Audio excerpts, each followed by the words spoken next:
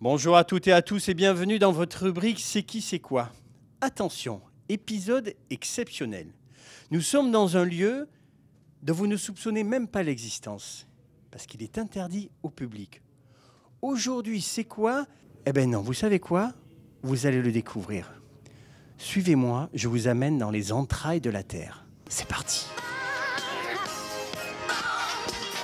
Voilà, nous sommes dans les entrailles de la Terre et vous allez enfin découvrir où nous sommes. Vous allez voir, c'est quelque chose d'extraordinaire. Et vous voyez, alors vous commencez déjà un peu à deviner où nous sommes. Et pour vous faire découvrir l'endroit où nous sommes, je suis avec Marc Douchet. Monsieur Douchet, bonjour. Bonjour. Alors, est-ce que vous pourriez nous dire où on est? Alors on est déjà à 50 mètres sous terre, quelque part entre la calanque de Port-Miou et de Port-Pin, sur un barrage de la fameuse rivière de Port-Miou. Alors, la rivière de Port-Miou, on y est, c'est quoi?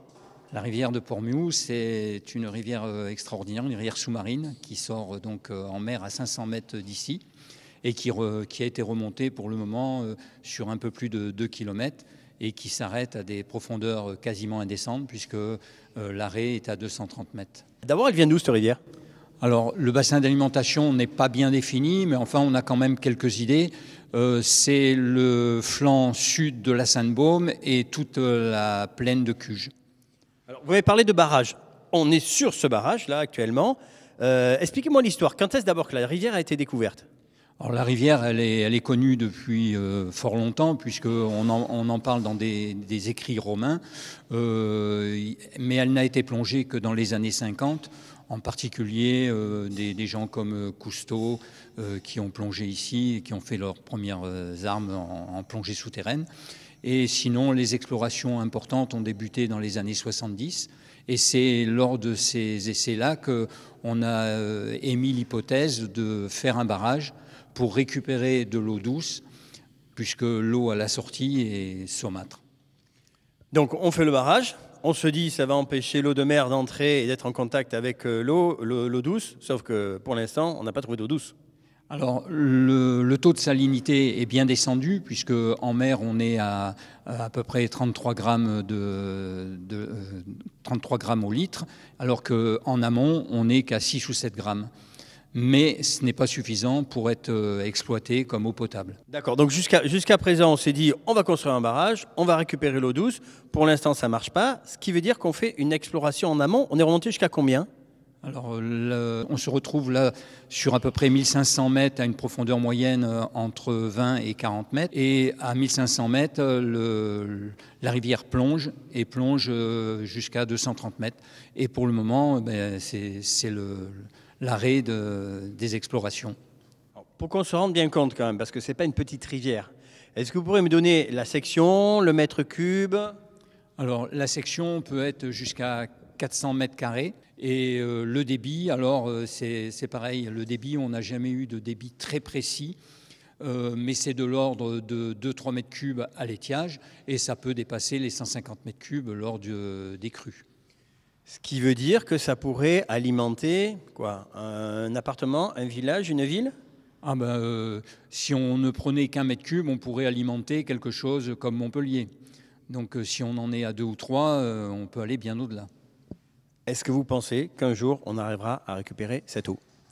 Alors, c'est bien possible, surtout que les moyens qui seront mis en œuvre seront peut-être nécessaires, surtout maintenant avec la pénurie d'eau potable.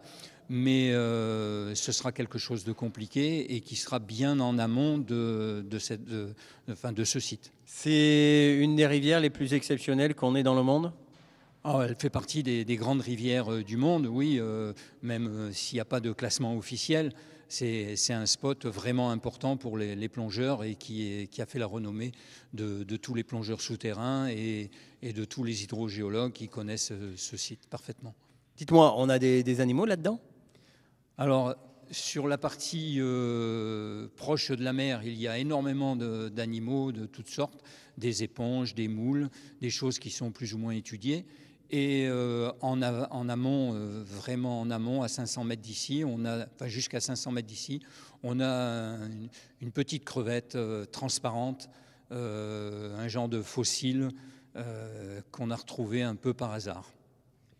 Et en quoi elle vous fait kiffer cette rivière? Déjà la section, la visibilité, on a une visibilité quand même qui est phénoménale, et puis une mise à l'eau qui est très confortable avec la lumière, des accès secs, c'est vraiment le confort. Fascinant, hein? C'est fascinant. Je vous ai dit que ça allait être un numéro assez exceptionnel. Nous sommes à 50 mètres sous terre.